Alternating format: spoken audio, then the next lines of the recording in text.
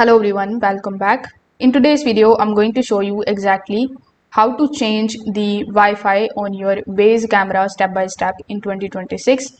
Now, first of all, before even starting to change your Wi-Fi network inside the Wyze application, you need to make sure that your phone is connected on the new 2.4 gigahertz Wi-Fi network, as most of the Wyze cameras mainly use the 2.4 gigahertz during the setup as well as during the pairing.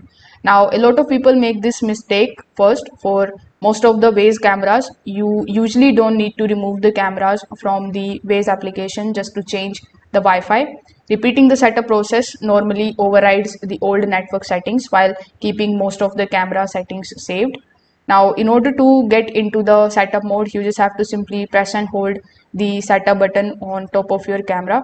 So the setup button is going to be located over here. So you need to simply press and hold it. Now you need to hold it until you hear the prompt ready to connect.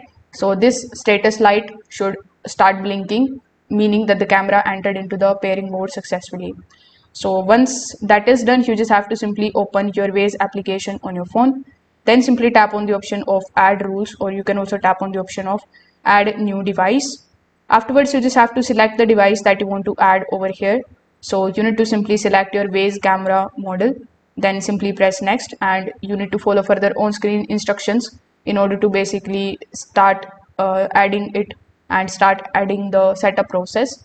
In it, you need to simply enter the new Wi-Fi password, or you can also scan the QR code which will be shown on your phone using the camera. So after a few moments, the camera should reconnect to the new network.